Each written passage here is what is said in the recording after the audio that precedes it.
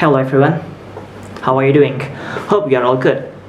Okay, good afternoon, good morning, or good evening. It depends on when you watch this video. Okay, so after this, I would like to give you like the most important thing. Okay, here you go. Here you go.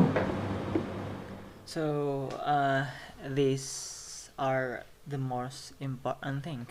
Okay, assimilation, word final ed, word final ses and apostrophe s, dilation, stress, word stress, sentence stress, obscure vowel and linking, rising intonation and falling intonation. So let's get started, shall we? Okay, in a minute, it's still being processed. It's still loading. Oh gosh, come on. Okay, done. Yeah, the first one is assimilation, right? Assimilation, where is it? This one. Assimilation is a sound becomes similar to another sound. This is only making one sound similar to another sound. I mean, next sound. Okay. For example, bless you becomes bless you. So the s becomes sh. Nice to meet you become nice to meet you. So it's you become ch. Nice to meet you become nice to meet you. And then you are Thai, aren't you become aren't you. You are Thai, aren't you, aren't you. Did you become did you, right? This is assimilation. This is what we call assimilation. Yeah, and I hope you know what assimilation is. And then yep, assimilation has two types. The first one is complete assimilation, where a sound become identical to another sound. This is actually we make one sound exactly similar as next sound. Okay, I mean neighboring sounds. So we change the sounds exactly the same as next sound. For example, the prefix here in. Okay, the n. Let's focus on n. Okay. So illegal turns to illegal. Illegal turns to illegal, right? So the n turns to l. So here the n completely change, right, to l, to neighboring sounds. This is we call complete assimilation. Why? Because illegal, that's way too hard to pronounce, right? The same thing for number 2. Irregular turns to irregular, right? Irregular turns to irregular. So n turns to r. Irregular turns to irregular. This is complete assimilation because we change completely exactly the same as neighboring sound. Okay, number 2, partial assimilation, whereby a sounds become more similar to another sounds. This means that the sounds take on some of the feature of the other sounds. For example, here, impossible. Impossible becomes impossible. Here, the n turns to m. Here as well, we make one sound similar to another sound in terms of feature. So, n change to m. The n becomes bilabial, right? Because n and m, both of them are the same in terms of place of articulation. That is bilabial. So here, we change one sound to another sound in terms of features. We don't exactly like change that sounds to exactly similar to neighboring sounds, but we change in terms of features. Okay, that is partial assimilation.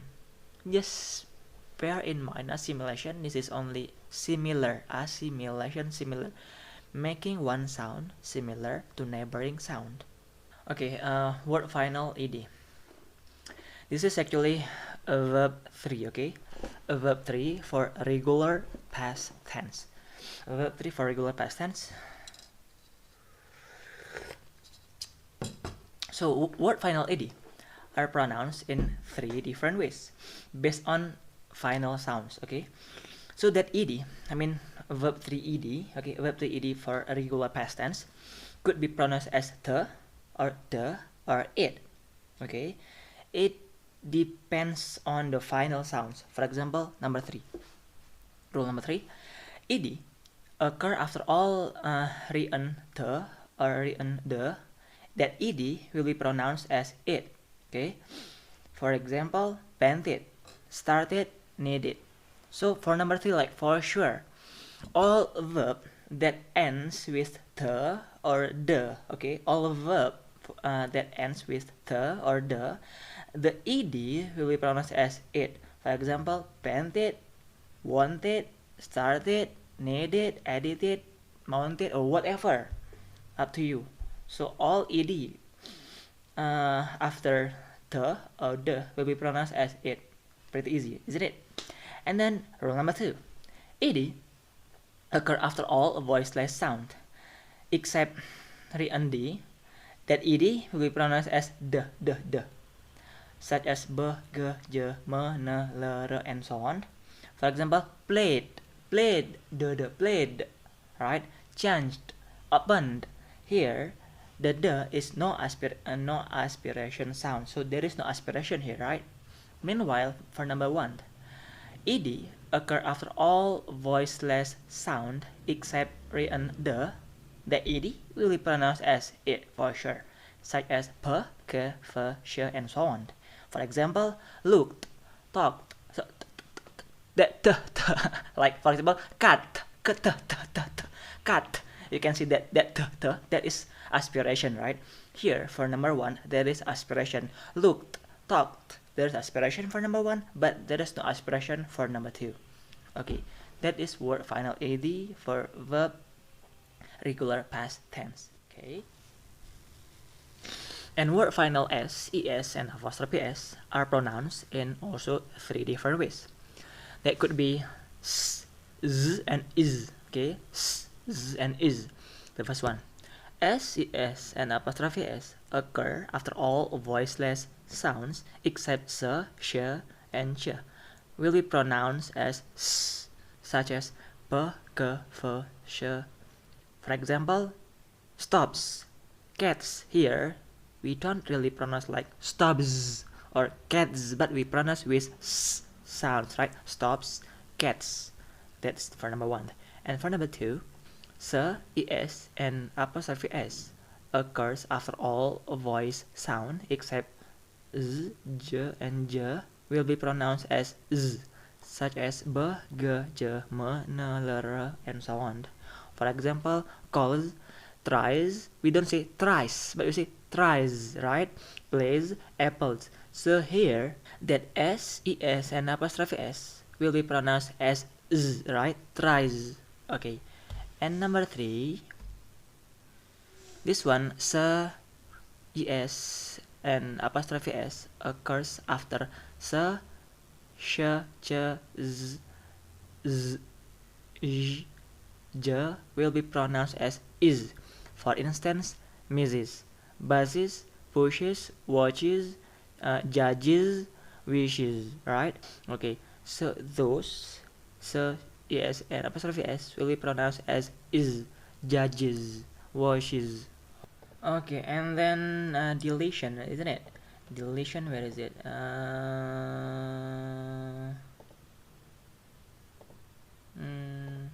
Okay, deletion. It's a process whereby a sound isn't pronounced. For example, this is in English.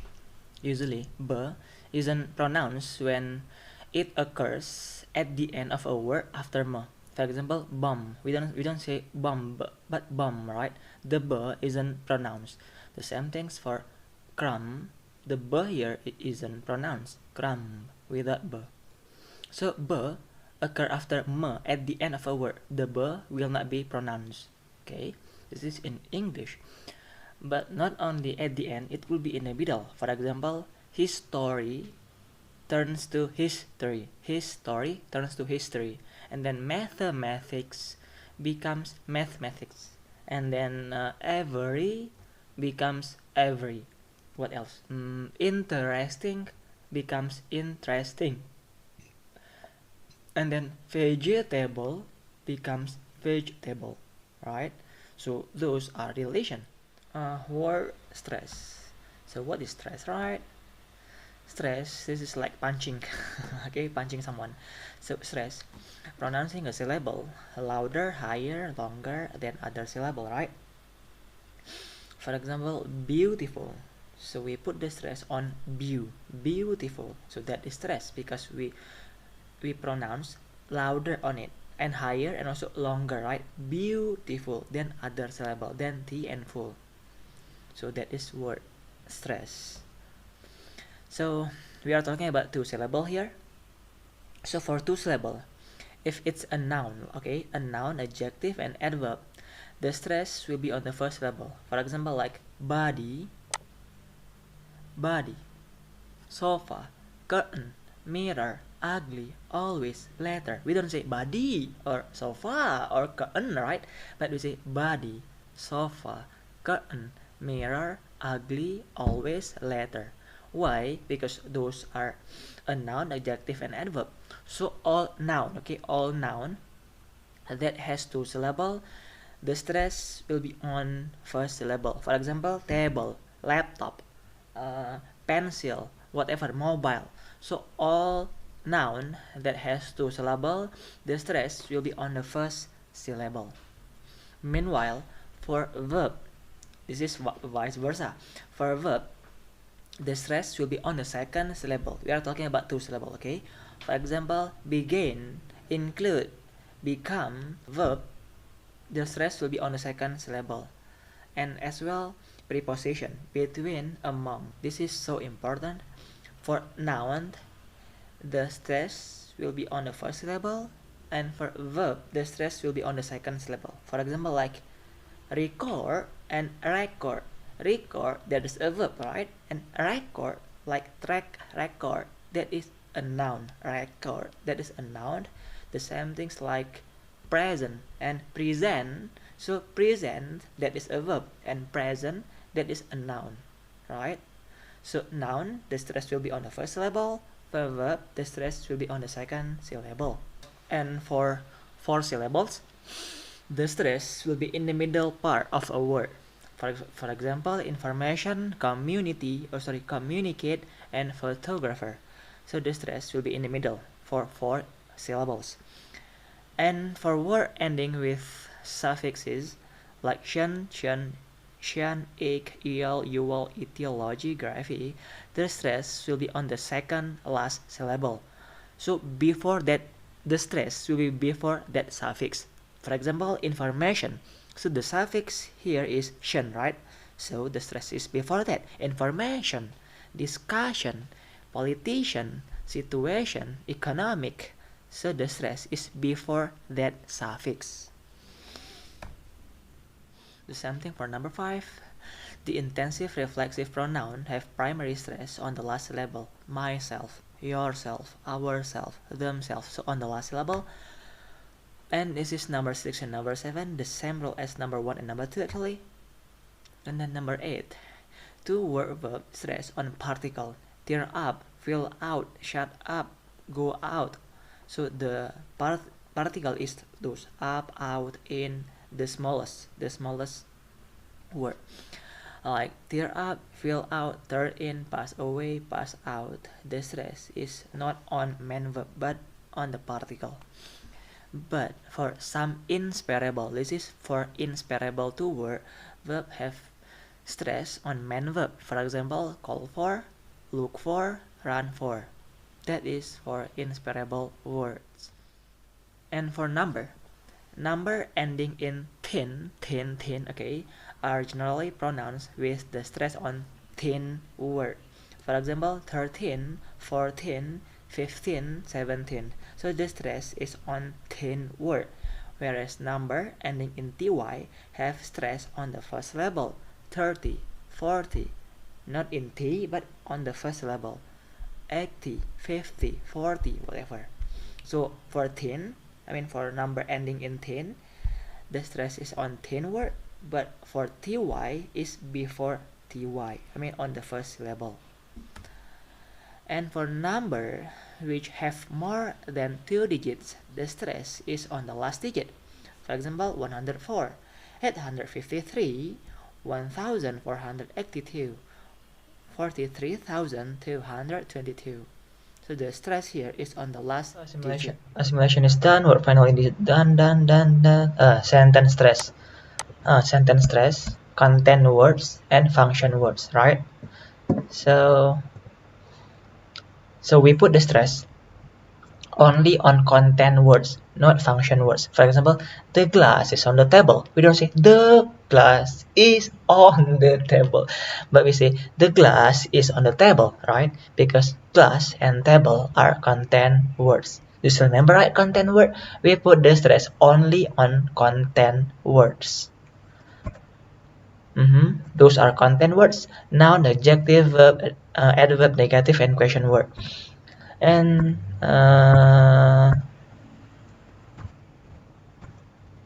those are function words. So actually function words and structure word, both of them are the same thing. Okay, preposition, pronoun, article, conjunction, auxiliary, those are function words. Just bear in mind, for function word, no stress. And obscure vowel, this is only reducing, right?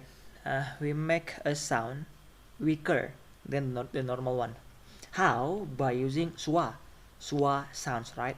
For example, on become un, two of us becomes two of us, of become of, two of us becomes two of us, right?